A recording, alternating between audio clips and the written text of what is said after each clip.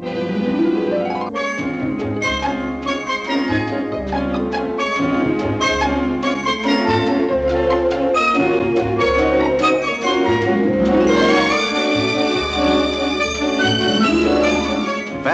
for sport parachuting is rapidly expanding to the related yet more thrilling feats of free-fall skydiving. For the first time, the courage and daring of free-fall skydiving is presented in a feature motion picture.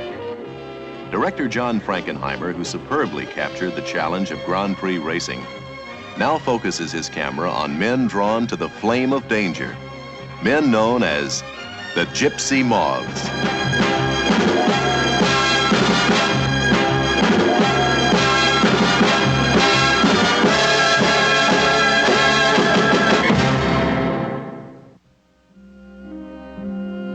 The earliest idea for a parachute is credited to the prolific genius of Leonardo da Vinci. An astonishing idea for its time, Leonardo's parachute never became more than a simple sketch. And yet, this forecast was vested with a germ of genius that would eventually blossom into reality 470 years later. Reality is the most important element to director Frankenheimer in filming both dramatic and skydiving sequences. To this end, Metro-Goldwyn-Mayer and producer Edward Lewis sent the Gypsy Moths production company of 150 to 12 Kansas locations for 3 months of filming. Stars of the film are Burt Lancaster, Deborah Carr, Gene Hackman from Bonnie and Clyde fame, and Scott Wilson from In Cold Blood. I've never seen a picture really where more attention has been paid to the authentic way to do things. John has collected them, John Frankenheimer has collected around him some of the very best parachutists in the entire country. Interestingly enough, he didn't get regular professionals. He got amateurs who have been jumping for years in spot jumping, exact jumping. And he got them to do things that they had never done before. The courage and daring of 7 men is responsible for the skydiving film.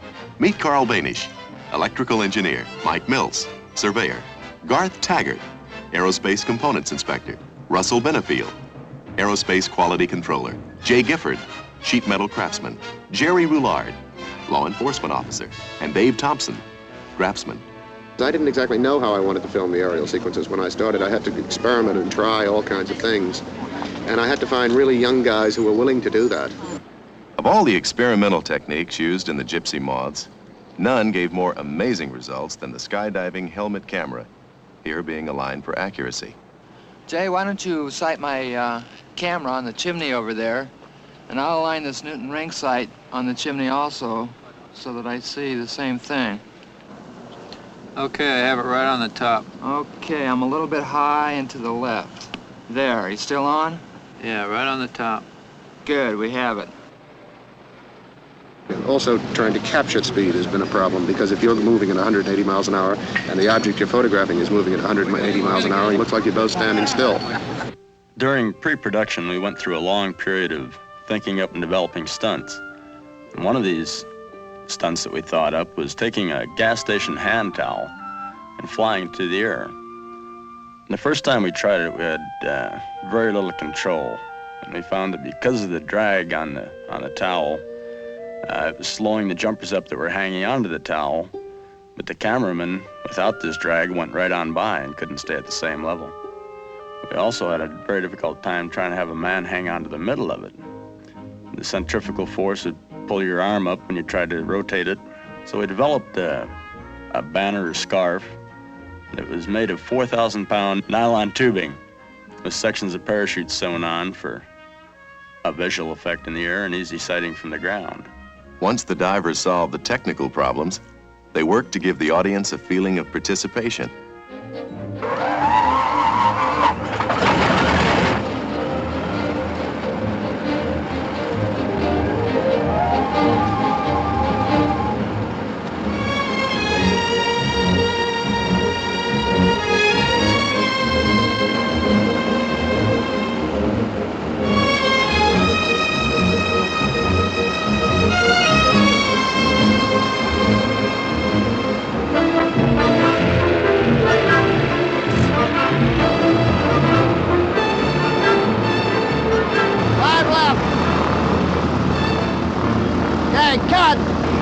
go.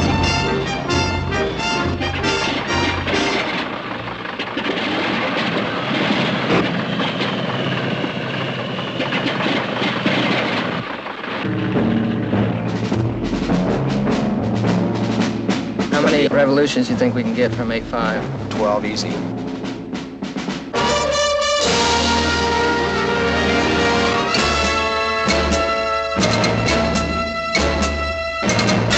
Once it gets spinning fairly well, you're going to have all you can do to hold on.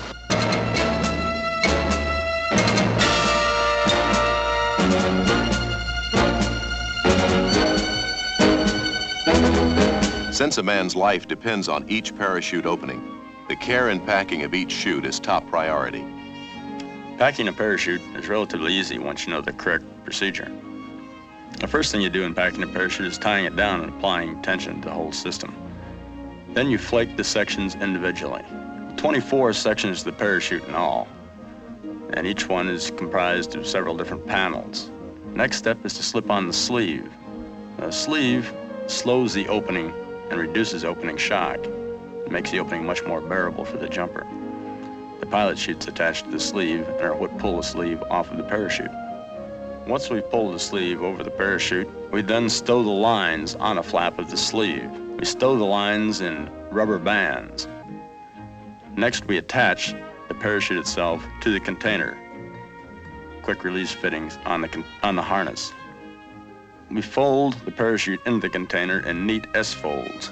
We use S-folds because when the parachute deploys, it comes out very neatly in an accordion-type fold like this. We put the pilot chutes on top of the sleeve and compress the pilot chutes, compress the springs inside the pilot chutes on top.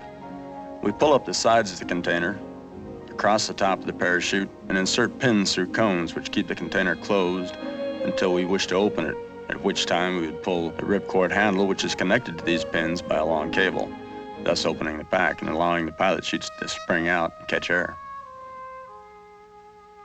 The last thing that happens in the opening sequence is the first thing you do when you pack.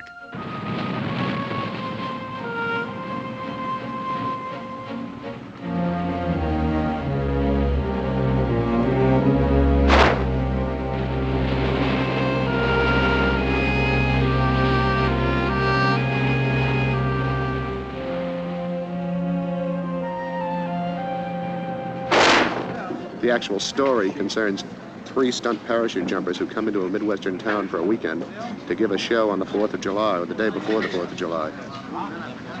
And it's what happens to them during those 2 days, and what happens to the people that they come in contact with. I like to do all my films on location if I possibly can. I feel that it adds a great deal of authenticity to a film. I feel that I work much better on location. If we have gusts of wind over 22 miles an hour for less than 5-minute periods, we have a no-jump condition. If it stays under 22 miles an hour for longer than 5 minutes, then we can jump. When they land, they have a chance of getting drug and also landing in a hazardous area, like, for instance, the farmhouse over there.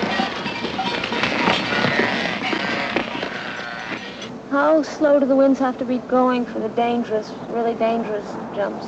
1 to 12 miles an hour.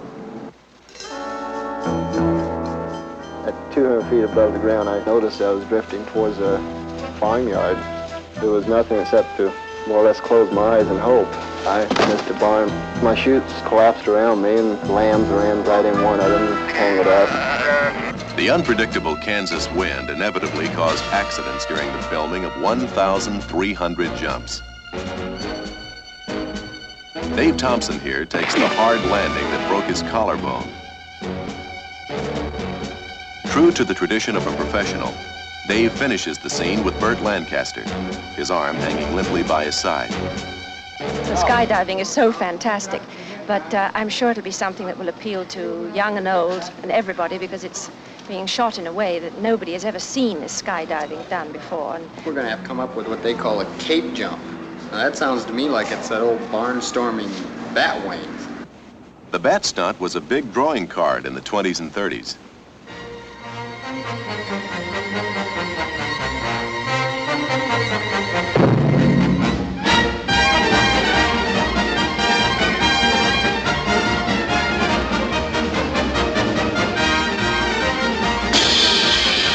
there weren't too many who survived it.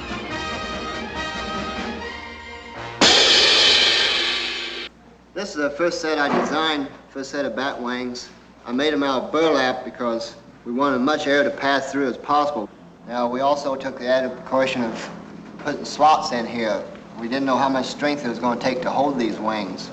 As far as holding on to these wings, I found that just small handles out to the end was working out the best. After a few test jumps on these wings, I found that there was a couple items that we could salvage, mainly the handle and the way they was attached to the jumpsuit. This is essentially my first set of wings. I had a jettison system running along here all the way and connected up on the arm under here. I had wooden dowels in here. Of course, they broke when they hit the ground. I had to replace all the dowels. So we eliminated those, cut the aluminum rods and put in here instead of wooden, so they wouldn't be breaking all the time. I jumped them a couple of times this way, and I found that the wings were way behind me. They shouldn't have been up that high. Also, they were a terrible strain on the arms with this larger size. The biggest problem turned out to be regulating your rate of descent relative to that of the cameraman. You found the rate of fall between you and the cameraman quite a bit different. We find that we can slow up so much more than he can, that he just falls away from us. But when we dive faster than he does. You really streak past the cameraman. Of course, you are moving 120 miles an hour. Well, actually, in a dive, you can get better than 120 here. What do you think you can get? I think 150 at least, even with the wings. When I land with the wings, we have 5 aluminum stays under each arm, and consequently, when you land and roll, they could jam up into your ribs, and you just have to do it just right, or else you'll impale yourself on one of the bat wings. Next shot, Alan, will be parasail. 2 Sundays in a row we were supposed to come out here and practice. And one day it rained just terribly. The other day the winds were up to about 45 miles an hour. See, the whole trick in this thing is the wind. It's in the area of the wind that you run into real danger. We're able to do it today because the wind stayed constant between 10 and 15 miles an hour. Inflate the canopy, please, for Burt Lancaster's parachute. Inflate the canopy. Now, you can help us by being quiet, please. Don't applaud until I tell you. Roll your cameras. All right, applause. Action! Para-commander parachute can, in the middle of a strong gust of wind, keel over, and that would be terribly dangerous. I was apprehensive not having done it, but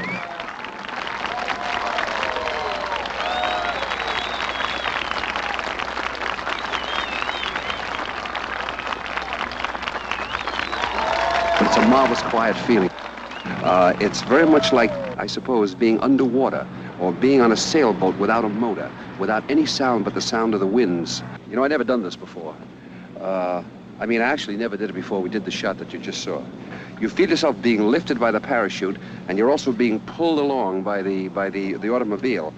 Actually, of course, I wanted to do it again immediately, and we did it 3 times for the camera. So I find it, to me, it's a first in my life, and I'm very excited about it. There are many exciting firsts in the Gypsy Moths as men go to incredible heights just to see how far they can fall. Pull it! Pull it! There's natural drama in all the elements of skydiving. And there's equal drama in the lives of the men who are skydivers. All of it is captured on film for the Gypsy Moths.